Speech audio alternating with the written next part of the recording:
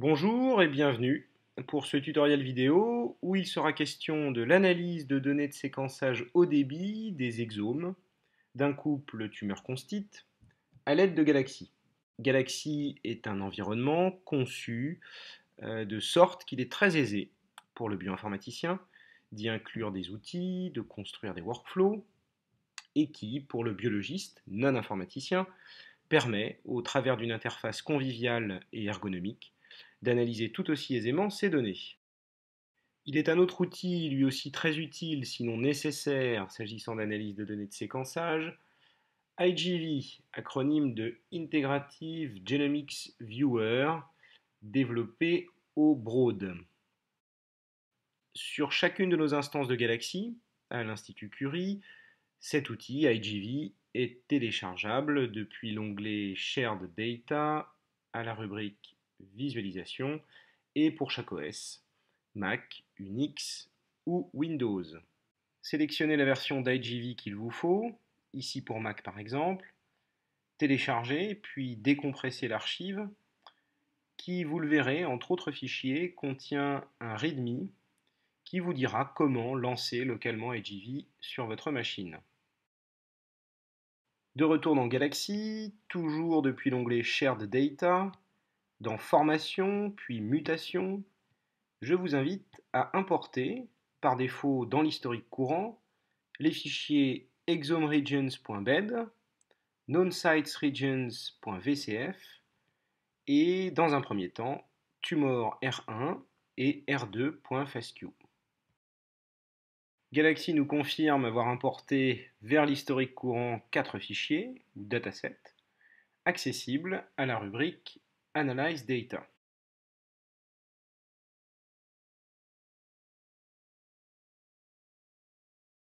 En cliquant sur un dataset, par exemple tumor R2.fasq, on accède à des informations telles que la taille du fichier, 12 mégas, ou encore son format, ici simplement FASQ, sans autre précision. Ce qui signifie que Galaxy n'a pas été en mesure de reconnaître l'encodage de ce fichier, en d'autres termes, s'il s'agit d'un FASQ Sanger, Solexa, Illumina 1.3, etc. Si Galaxy, lui, ignore l'encodage de ce fichier, vous, a priori, le connaissez. Dans le cas contraire, il est toujours possible de visualiser la plage des caractères utilisés pour chiffrer la qualité des calls, ce qui nous permet ici de déterminer, si nous l'ignorions, qu'il s'agit bien d'un FASQ au format Sanger. Et c'est justement cet encodage, Sanger, qu'il vous faudra toujours utiliser pour manipuler des FASQ dans l'environnement Galaxy. Pour ce faire, autrement dit, pour convertir en Sanger un FASQ Solexa par exemple, ou comme ici, pour non pas réencoder ce FASTQ, mais simplement préciser son format, nous utilisons l'outil FASTQ Groomer à la rubrique QC and Manipulation. Quelle que soit l'instance de Galaxy, vous devez tout d'abord sélectionner le dataset correspondant dans l'historique au fichier FASTQ à processer, puis, le cas échéant, préciser le format, Sanger par défaut, dans lequel la qualité des lectures est chiffrée. Ici, le système sous-jacent de gestion de l'information mis en place à l'Institut Curie nous contraint par ailleurs à préciser d'une part le nom du fichier de sortie, qui n'apparaîtra pas dans l'historique, et d'autre part l'identifiant projet, qui, dans le cadre de cet exercice, sera invariablement le numéro 652. Cliquez enfin sur Execute et voyez que le job apparaît alors immédiatement dans l'historique, d'abord en gris pour signaler que la requête a bien été prise en compte, puis en jaune dès lors que le job est effectivement en cours de traitement, et finalement, lorsque le job est terminé, en vert si tout s'est bien passé, comme ici, en rouge sinon, ce qui ne devrait pas arriver. En cliquant sur ce dataset nouvellement créé, résultat de l'outil FASTQ Groomer appliqué au fichier d'entrée R2FASTQ, puis sur cette petite flèche circulaire bleue sur laquelle au passage de la souris il est explicitement écrit Run this job again, vous pouvez ainsi aisément et rapidement appliquer de nouveau la même opération au dataset tumor R1, notre second FASTQ. Une fois vos FASTQ ainsi groomés, et avant toute opération sur ceux-ci, notamment l'alignement des lectures ou reads sur une séquence de référence, il est vivement recommandé, sinon impératif, de contrôler leur qualité. Cette fois-ci, toujours à la rubrique QC and Manipulation, c'est l'outil FastQC qu'il convient d'utiliser, en précisant là encore le nom du fichier de sortie et surtout l'identifiant projet. Très pratique, l'utilitaire FastQC nous renvoie quantité d'informations sur les reads, et notamment leur qualité, une variable d'autant plus importante qu'elle impacte très largement à la fois les étapes notamment de mapping, autrement dit d'alignement, et de détection des variants ou variants de calling. Qu'en est-il de cette qualité s'agissant par exemple du dataset R1 FastQ? Sur ce boxplot, où les abscisses et les ordonnées représentent respectivement la position dans la séquence et la distribution des scores de qualité, on constate, comme indiqué par cette icône verte, que si les scores classiquement sur Illumina diminuent en fin de séquence, ceux-ci restent globalement et néanmoins supérieurs au seuil usuel de 20 en échelle Fred, qui correspond à un taux d'erreur de 1%. A contrario, s'agissant du second FastQ, R2, une croix rouge cette fois-ci nous alerte. En effet, sur cet autre boxplot, il apparaît qu'en moyenne, la qualité des dernières bases descend souvent et très en deçà du seuil de 20. On souhaitera dans ce cas supprimer ou trimer ces dernières bases pour lesquelles la qualité de séquençage aura ainsi été jugée insatisfaisante. Comme son nom l'indique, l'outil qui permet de réaliser pareil troncage s'appelle FastQ-Trimmer. FastQ-Trimmer prend en entrée et génère en sortie un fichier FastQ et permet de tronquer chaque lecture à l'une ou l'autre de ses extrémités sur une longueur donnée.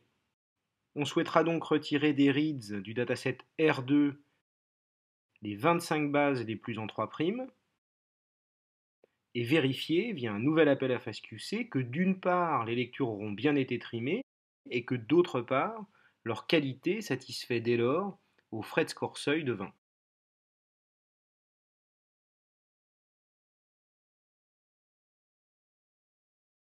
Une fois nos fichiers d'entrée FastQ groomés et trimés, l'étape qui suit va naturellement consister à aligner ou positionner nos reads sur une séquence de référence, dans ce cas sur le génome humain.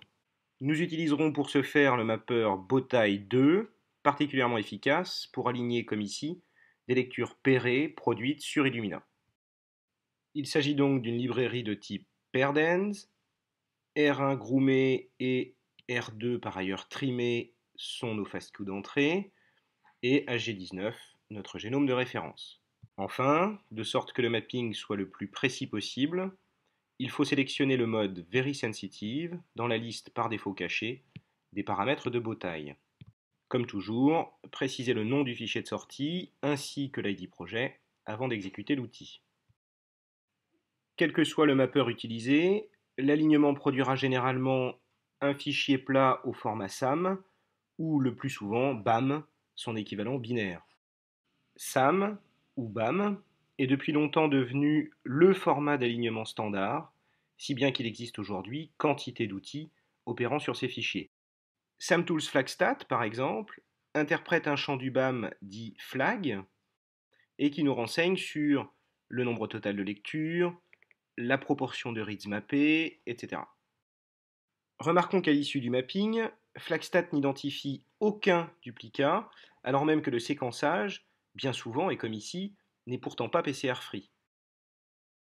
Notre BAM est donc supposé contenir au moins quelques séquences qui, parce qu'elles se positionnent au même endroit sur le génome, doivent être considérées et dès lors étiquetées comme potentiels duplicats de PCR. Comme son nom le suggère, l'outil MarkDuplicates de la suite Picard identifie et au choix flag, c'est préférable, ou supprime ces duplicats. MarkDuplicates suppose que votre BAM soit trié, sous-entendu par coordonnées génomiques, ce qui sera le cas, comme indiqué, de la plupart des BAM générés via Galaxy. A défaut, l'utilitaire SAMsort réalisera ce tri, prérequis pas seulement nécessaire à MarkDuplicates, mais d'une façon générale à l'ensemble des étapes qui vont suivre. Un nouvel appel à Flagstat nous confirme la présence dans notre BAM d'un certain nombre de séquences dupliquées et identifiées via markDuplicate. Autre outil de la suite Picard, Add or Replace Groups, opère cette fois-ci non pas sur le champ flag, mais sur l'entête, le header du BAM, lequel précise notamment le read group, autrement dit l'origine des reads séquencés, à savoir ici notre échantillon tumoral. On devine donc l'importance de ce read group, requis par bon nombre d'outils, et en particulier GATK, dont nous parlerons dans un instant. Mais avant cela, et après avoir déjà mentionné SAMTools et PicardTools, nous utiliserons l'outil IntersectBed de la suite BedTools, qui, là encore, comme son nom l'indique, permet de circonscrire un BAM aux intervalles génomiques d'un fichier bed.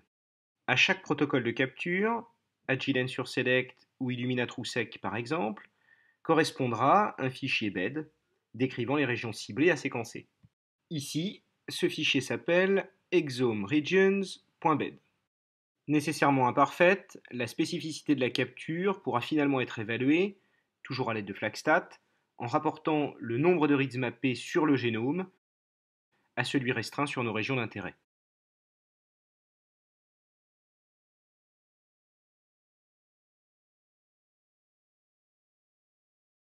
The Genome Analysis Toolkit, GATK, dispose d'une suite d'outils opérant notamment sur des BAM et réalisant sur ceux-ci un pré-processing qui, s'il n'est pas strictement nécessaire, sera néanmoins et généralement considéré comme indispensable.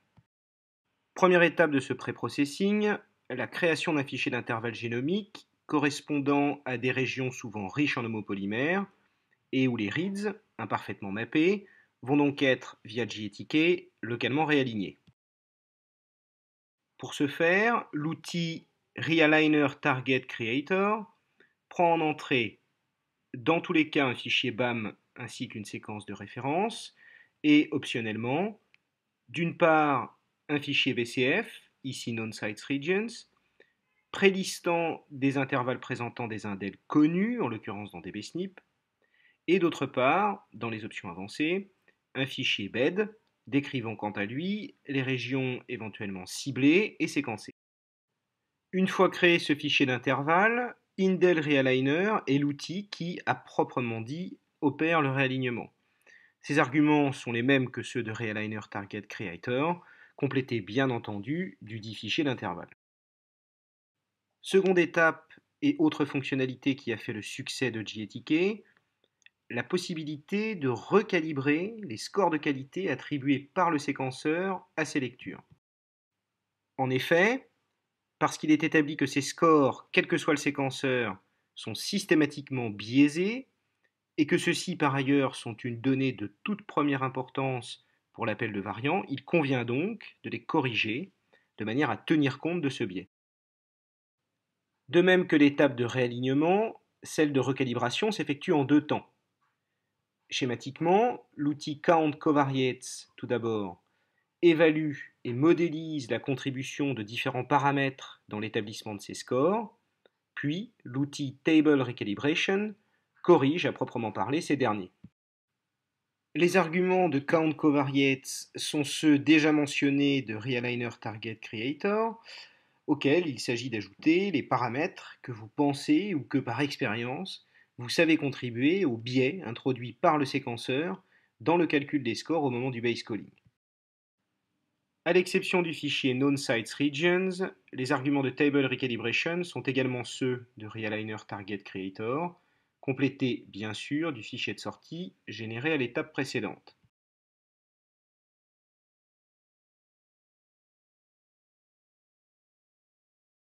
À ce stade, nous disposons donc, pour notre échantillon tumoral, d'un PAM, trié par coordonnées génomiques, et où les duplicats ont été flagués, où les reads auront pour certains été localement réalignés, et où, enfin, les scores chiffrant la qualité de chaque base auront été corrigés.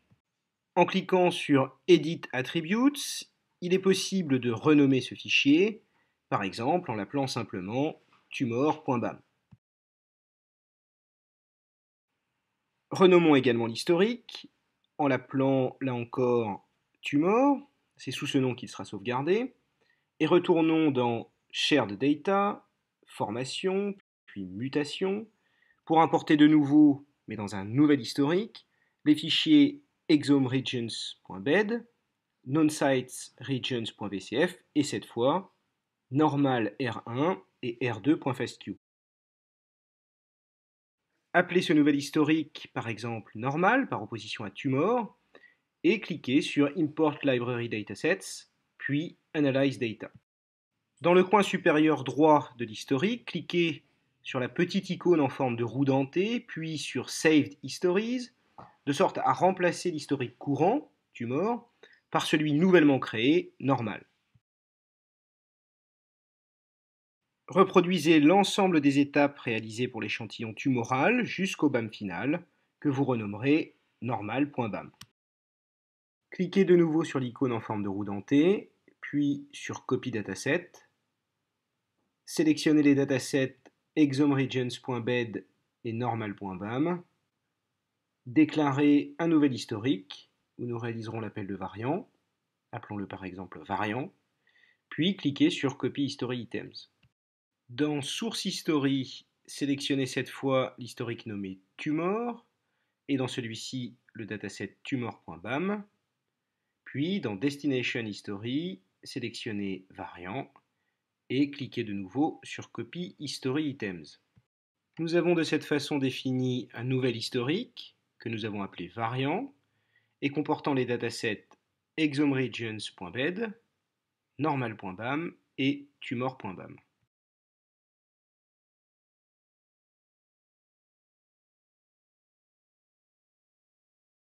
Avant de réaliser l'appel de variant, nous débuterons cette dernière session en construisant pour chaque BAM un empilement ou pile-up des reads mappés dans nos régions d'intérêt définies pour mémo dans le fichier exomeregions.bed. Pour ce faire, nous utiliserons l'outil mpilup de la suite SAMtools. Classiquement, mpilup prend en entrée un BAM, celui de l'échantillon contrôle par exemple, une séquence de référence, HG19, et propose en option de circonscrire l'empilement à une région d'intérêt, ici notre fichier exomeregions.bed, ou encore de fixer des seuils sur les scores de mapping, ici 20, et de base calling, 17, de façon à ne considérer en chaque position dans la pile que les reads et les bases de haute qualité. mpilup nous renvoie un fichier plat et précisant pour chaque position ciblée l'allèle de référence, la profondeur de séquençage, autrement dit le nombre de reads mappés, et, selon une grammaire décrite dans la documentation de SAMtools, les bases lues par le séquenceur et leur qualité. Une fois nos pile-ups générés, nous réalisons l'appel de variant, ou variant calling, à l'aide de l'outil varscan somatique, un calleur conçu spécifiquement pour l'analyse de génomes tumoraux. Entre autres paramètres de varscan, il est possible et fort utile de chiffrer, quand elle est connue, la cellularité des échantillons. Varscan réalise l'appel simultané à la fois des SNV et des indels et génère ainsi en sortie deux fichiers plats distincts au format VCF. Parce que le nombre total de calls est généralement élevé, et aux fins de prioriser les variants appelés, il est nécessaire de les annoter, une fonctionnalité offerte par le désormais très populaire ANOVAR. ANOVAR prend en entrée un fichier VCF, identifie et documente les calls exoniques dans le respect de la nomenclature HGVS, interroge des bases de données telles que DBSNP, 1000 génomes ou encore ESP, et enfin, dans la mesure du possible, évalue l'impact fonctionnel des variants. En sortie, ANOVAR génère un fichier plat tabulé qui correspond au VCF d'entrée, complété des différentes annotations désirées, DBSNP, ESP, etc. Nos variants ainsi annotés, et de sorte à extraire de ces fichiers les lignes correspondant aux mutations somatiques par exemple, Nous utilisons l'utilitaire select de la rubrique filter and sort. Ne reste plus dès lors que 3 indels sur les 8 initialement appelés par Varscan, tous par définition tumeurs spécifiques, mais seulement un, référencé dans Cosmic et introduisant un décalage du cadre de lecture ou frameshift dans l'exon 12 du gène VWDE. S'agissant cette fois des 97 SNV détectés par Varscan, 10 sont somatiques et parmi lesquels 7 mutations faux sens et 2 non-sens. Pour visualiser enfin nos variants, nous avons déjà mentionné l'outil IGV, que l'on suppose donc ici préinstallé et à cet instant lancé sur votre système. Vérifiez tout d'abord qu'IGV aura bien défini HG19 comme séquence de référence, normalement par défaut, puis, depuis Galaxy, et pour chaque BAM, cliquez en vis-à-vis de Display with IGV sur Local, de façon à charger, dans IGV bien sûr, nos alignements. Saisissez ensuite le mot-clé GOLGB1 par exemple, un gène localisé sur le chromosome 3 et précédemment identifié comme porteur d'une mutation non-sens.